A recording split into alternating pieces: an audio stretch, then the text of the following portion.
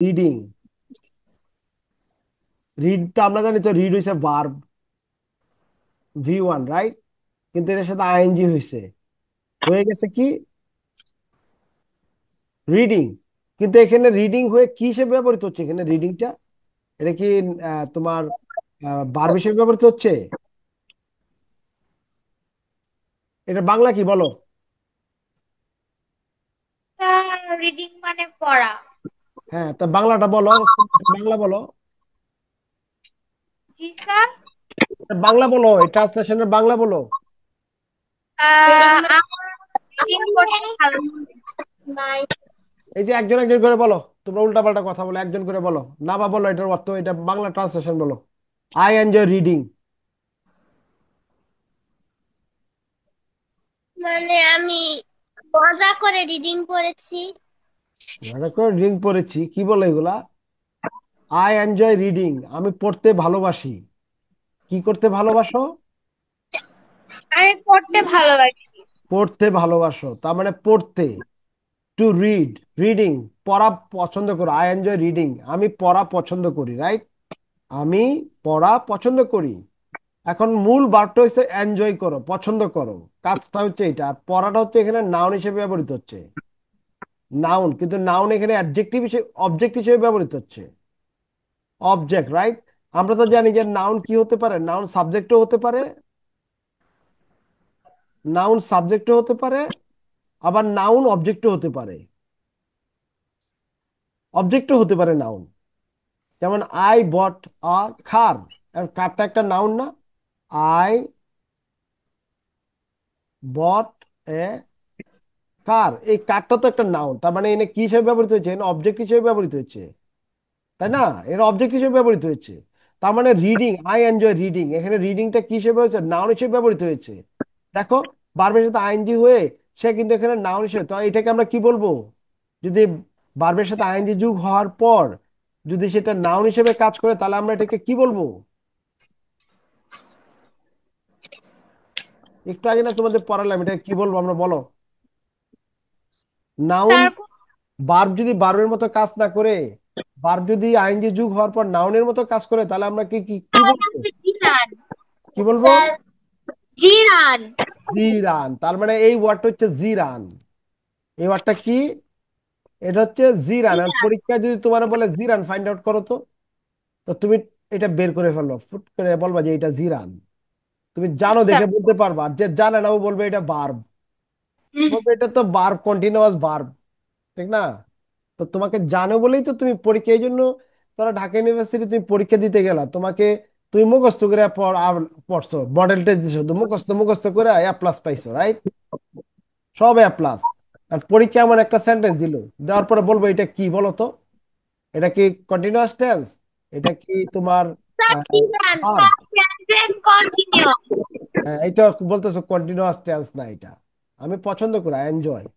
আচ্ছা, তার মানে এখানে রিডিংটা কি সে ব্যবহৃত হচ্ছে পার্টিসিপেট, তখন তুমি যদি জানো তাহলে বলবে এটা জিরান, ঠিক না? আরেকজনে দেখবে জিরান। যে ওইটা, ওই যে দিবে ওই ফেল করবে, আর ঢাকা ইউনিভার্সিটি চান্স পাবে না। এই জন্য তোমার গ্রামার জানা দরকার, সঠিক জানা দরকার। এবং ঢাকা ইউনিভার্সিটির কোয়েশ্চেন গুলো এইভাবে করে। তারপরে ওরা বলতে পারে না, কারণ ওরা তো সব মুখস্থ করে এ প্লাস পাইছে, বেশিরভাগই হয়েছে এ প্লাস পাইছে, শুধু গোল্ডেন পাইছে, প্লাটিনাম পাইছে মুখস্থ করে। এক্স্যাক্টলি তো জানে না আসলে সেন্টেন্স কিভাবে কাজ করে, প্রত্যেকটা সেন্টেন্সের ওয়ার্ড কিভাবে কাজ করে সেটা তো জানে না। আমি সেটা তোমাদের এখনই জানাই দিচ্ছি, যাতে তোমরা এই প্রবলেম গুলো ফেস করতে না হয়।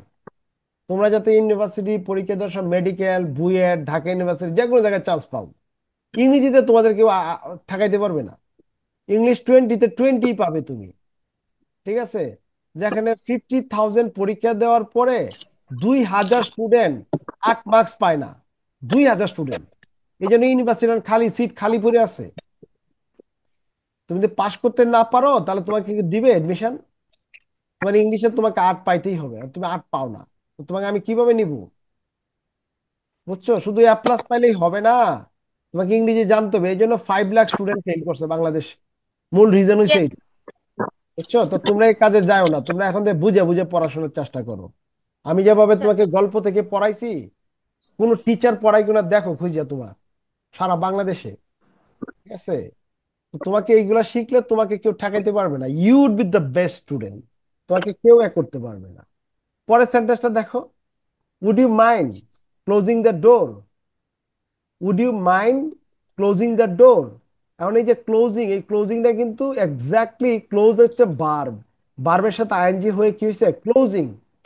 Would you mind closing the door, তার মানে কি ডোরটা করছো কিনা, এরা কিভাবে হচ্ছে, এটা তো ভার্ব হিসেবে হচ্ছে না।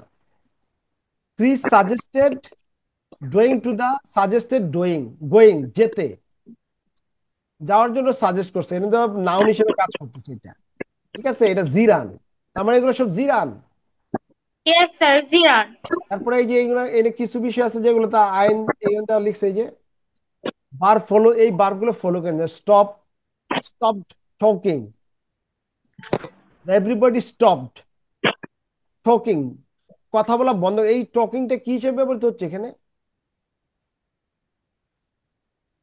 আমাদের সাবজেক্ট হচ্ছে everybody, right? Yes, everybody sir. হচ্ছে কি সাবজেক্ট, এভরিবডি স্টপড, সবাই থেমে গেছে, তার মানে আমাদের সাবজেক্টও আছে, ভার্বও আছে। একটা সেন্টেন্সে তো দুইটা ভার্ব হবে না, ভার্ব হবে একটা, দুইটা হইতে হলে এন দিয়ে করতে পারে, এন ছাড়া তো হবে না। তার মানে এভরিবডি সাবজেক্ট আর হচ্ছে ভার্বস, রাইট? সবাই স্টপড, এবং কি স্টপ করছে? টকিং, কথা বলতে। মানে এই টকিংটা তাহলে নাউন, এটা অবজেক্ট হিসেবে ব্যবহৃত হয়েছে, রাইট? এবং এটাকে বলা জিরান, অবজেক্ট হিসেবে। নাউন তো আমরা জানি নাউন সাবজেক্টও হতে পারে, নাউন অবজেক্টও হতে পারে, রাইট? এই জায়গায় নাউনটা অবজেক্ট হিসেবে ব্যবহৃত হয়েছে। ঠিক আছে সিস্টেমটা। তার মানে এই সেন্টেন্সটা দেখো, I will do the shopping, I will do the shopping. দেখো আমি শপিংটা, তুমি তো জীবনে শুনছো যে বার্বের আগে আইএনজি দি হয়, হয় শুনছো? হ্যাঁ, No, ভার্বের sir. আগে শুনো নাই, কিন্তু এখানে দেখো হচ্ছে I will do the shopping, তার মানে এটা ভার্ব না, এটা কিন্তু ভার্ব না, দেখছো? Ziran. এটা The কিন্তু একটা noun. নাউন, নাউনের আগে বসছে, ঠিক না? জিরাননি নাউন হিসেবে ব্যবহৃত হচ্ছে। তার মানে I will do the shopping, I will do the reading, দেখছো লিখতে গেলে I will do the reading, তার Yes, মানে sir. একটা সেন্টেন্স। তার মানে এটা একটা সেন্টেন্স, এই সেন্টেন্সটা একটা কি, এটা একটা ইন্ডিপেন্ডেন্ট ক্লজ, ইন্ডিপেন্ডেন্ট ক্লজ, কারণ এই ক্লজের মধ্যে সাবজেক্টও আছে, এটাতে ভার্বও আছে, রাইট? অবজেক্টও আছে, এটা একটা ইন্ডিপেন্ডেন্ট ক্লজ। তারপর লিখছে when I have finish cleaning at flat, তুমি যদি এই পর্যন্ত আসো, আই হ্যাভ ফিনিশড ক্লিনিং, এটা কোন টেন্স বলো তো? I have finished cleaning the flat, এটা কোন টেন্স বলো? Sir, present continuous. Sir, present perfect. Yes, present perfect, কারণ আই এর সাথে হ্যাভ আছে, যেমন আই হ্যাভ ফিনিশড, তার মানে ফিনিশ হচ্ছে কি ভার্বের ভি3 ফর্ম, রাইট? তার মানে হ্যাভ, হ্যাজ প্লাস ভি3 ফর্ম, ঠিক আছে? এটা হচ্ছে তোমার প্রেজেন্ট পারফেক্ট, প্রেজেন্ট পারফেক্ট। আর যদি হ্যাড হতো, হ্যাড হতে হলে হতো কি পাস্ট পারফেক্ট, ঠিক আছে? হ্যাড, হ্যাভ এর পাস্ট ফর্ম হচ্ছে হ্যাড, হ্যাড, হ্যাড ফিনিশ, তার মানে এটা হচ্ছে প্রেজেন্ট পারফেক্ট। এবং হ্যাভ কেন হয়েছে? কারণ আই ইউজ করেছো, আই তো জানো ফার্স্ট পার্সন, ফার্স্ট পার্সন সাথে হ্যাভ নাই, ফার্স্ট পার্সন সাথে কি হ্যাভ যাবে? হ্যাভ যায় না। হি হলে হতো হি হ্যাজ, তাই না? না বা কি হতো, হি হলে হ্যাজ হতো, যেহেতু আই এই জন্য হ্যাভ হয়েছে। তার মানে কি আই হ্যাভ ফিনিশড, কি শেষ করেছো? আই হ্যাভ ফিনিশড ক্লিনিং, তার মানে ক্লিন ছিল পরিষ্কার, ক্লিন হচ্ছে ভার্ব প্লাস আইএনজি, হয়ে হয়ে গেছে নাউন। দেখো নাউন হিসেবে ব্যবহৃত হচ্ছে, আই হ্যাভ ফিনিশ ক্লিনিং, তার মানে এটা একটা হচ্ছে জিরান, এটা হচ্ছে একটা জিরান, রাইট? জিরান হচ্ছে দ্য ফ্ল্যাট, ওকে। তার মানে এখানে আরেকটা বিষয় তোমাদের আমি ক্লিয়ার করতে চাই, সেটা হচ্ছে I have finish cleaning the flat, আমি ক্লিনিং শেষ করেছি, রাইট? তার মানে একটা, একটা হচ্ছে প্রেজেন্ট পারফেক্ট সেন্টেন্স, এবং সেটা হচ্ছে একটা ইন্ডিপেন্ডেন্ট ক্লজ। বাট যখন তুমি ওয়েন ইউজ করছো, দেখো হোয়েন ইউজ করছো, when I have finished my cleaning the flat, যখন আমি আমার করলাম, তারপরে কিন্তু তুমি পুরো অর্থটা বোঝা যাচ্ছে না। আর তোমার আরেকটা ক্লজ লাগবে এই সম্পর্কটা বোঝার জন্য। এটা তখন কি হচ্ছে, when দেওয়ার সাথে সাথে সেটা কি হয়ে গেছে, ডিপেন্ডেন্ট হয়ে গেছে। ছিল ইন্ডিপেন্ডেন্ট, হয়ে গেছে ডিপেন্ডেন্ট। দেখো তো তুমি এটা পড়ে দেখো তো, এটা এটার জন্য এটা মিনিং বোঝা যায় কিনা, পড়ো একবার। when when I have finished And I cleaning have the flat, finished cleaning the flat. পরে কি, যখন আমি ক্লিন করলাম পরে একটা কিছু তো আছে তাই না, নাহলে তো তুমি বুঝতে পারছো না। যখন Yes. তুমি ক্লিন শেষ করেছো, তখন তুমি কি করছো, I will do the shopping, তখন তুমি শপিং করছো। ঠিক আছে, তার মানে ক্লিনিং না করে তুমি শপিং এ যাও নাই,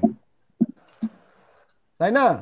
ক্লিনিং না Yes. করে তুমি ক্লিনিং না করে তুমি কিতে যাও নাই, তুমি শপিং এ যাও নাই। এখন দেখো তার মানে এই যে সেন্টেন্সটা, এই সেন্টেন্সে একটা হচ্ছে একই সাথে দুইটা কাজ হচ্ছে, রাইট? একটা আগে একটা পরে, বাট একই সাথে দুইটা। কারণ আমার কথা হচ্ছে এই সেন্টেন্সটা একটা ইন্ডিপেন্ডেন্ট ক্লজ, এইটাও ইন্ডিপেন্ডেন্ট ক্লজ ছিল, কিন্তু যখন হোয়েন ইউজ করছে তখন হয়ে গেছে সে ডিপেন্ডেন্ট, তখন সে কি হয়ে গেছে, তখন সে হয়ে গেছে ডিপেন্ডেন্ট। তার মানে একটা ইন্ডিপেন্ডেন্ট একটা ডিপেন্ডেন্ট, তাহলে এই সেন্টেন্সটাকে কি সেন্টেন্স বলবো আমরা? স্যার কোনটা? এই যে এটা, I will do the shopping when I have finished cleaning at flat, যখন আমি। Sir compound sentence. এটা কি সেন্টেন্স রিশা বলো, কোন সেন্টেন্স স্যার এটা? ইয়া। একটা ইন্ডিপেন্ডেন্ট একটা ডিপেন্ডেন্ট, ইয়েস, একটা কম্পাউন্ড। কম্পাউন্ড হচ্ছে, বলো তো রিশা বলো কি এটা? Sir complex sentence. Complex sentence, yes. কারণ দুইটা ইন্ডিপেন্ডেন্ট ক্লজ হলে হবে কম্পাউন্ড, আর যদি একটা ইন্ডিপেন্ডেন্ট একটা কম্পাউন্ড হয়, কম্পাউন্ড হয়, একটা ইন্ডিপেন্ডেন্ট একটা কমপ্লেক্স ডিপেন্ডেন্ট হয়, তাহলে সেটা হবে কমপ্লেক্স সেন্টেন্স, সেটা কখনোই কম্পাউন্ড হবে না। ঠিক আছে, সেটাকে বলবো আমরা কমপ্লেক্স সেন্টেন্স, কমপ্লেক্স সেন্টেন্স। এই যে সাবঅর্ডিনেট ক্লজ হচ্ছে ওয়েন, ঠিক আছে, সাবঅর্ডিনেট ক্লজ, সাবঅর্ডিনেট ক্লজের মাধ্যমে তুমি প্রকাশ করছো এটা একটা কমপ্লেক্স সেন্টেন্স। অলরাইট, তার মানে আমাদের আমাদের কিন্তু জানতে হবে যে কম্পাউন্ড এইগুলা কি, রাইট? এবং we must have to know dependent and independent clause, এবং এইটাও জানতে হবে যেটা কোন টেন্স, টেন্সও জানতে হবে তোমাকে, তোমাকে ক্লজও জানতে হবে। You must have to know the subordinate clause, তাহলে তুমি কি করতে পারবা, you gonna make a right writing. এখন তুমি লিখতে গেলে কিন্তু তুমি অলওয়েজ থিঙ্ক অ্যাবাউট ইট, যে আমি কি রাইট লিখছি নাকি রং লিখছি, সেটা তুমি নিজেই আইডেন্টিফাই করতে পারবে, I am right or wrong. আর তুমি যদি if you don't know the grammar, তাহলে তুমি বুঝবে না তুমি কি, তুমি মুখস্থ করে পরীক্ষায় গেছো, এখন যখন পরীক্ষা ইউনিভার্সিটিতে গেছো তখন তুমি কিছুই পারো না, তুমি বলবো মাই গড কি বলে এগুলো, আমি তো জীবনে এগুলো পড়ে নাই, স্যার তো এগুলো পড়াই নাই, স্যার তো শুধু আমাকে মডেল টেস্ট করিয়েছে, আমি প্লাস পেয়েছি, আমি ডায়মন্ড পেয়েছি, কিন্তু ডায়মন্ড তো কাজ করছে না, এই ডায়মন্ডে তো দাম নাই। ঠিক আছে, তুমি যদি খনি থেকে কষ্ট করে ডায়মন্ড উঠাইতা তাহলে এর দাম থাকতো, আর তুমি তো বাজার থেকে কিনে নিয়ে আসছো কাঁচ, ডায়মন্ড কিনো না, কাঁচ কিনে নিয়ে আসছো। ঠিক আছে, দামি কাঁচ। এই যে দেখো লাস্টের সেন্টেন্স, লাস্ট ওয়ান, এটা পড়ো। When I am on holiday, I enjoy not having to get up early. এখন বলো এটা, এটা প্রথমে বলো এটা কোন টেন্স, তারপর বলবা যে এটা কোন সেন্টেন্স, টেন্স বলো এটা কি? So present simple. Present, Present simple. Right, good. When I am on holiday, মানে তুমি বলতেছো আর কি, যখন আমি হলিডেতে যাই, I enjoy not having to get up early, সকালবেলা তুমি উঠো না, তার মানে এটা কোন, এটা কোন Sentence. কোন sentence? Continuous. Sir, continuous. Complex sentence. Complex Complex. Sentence, কি করে বুঝেছো রিশা কমপ্লেক্স সেন্টেন্স?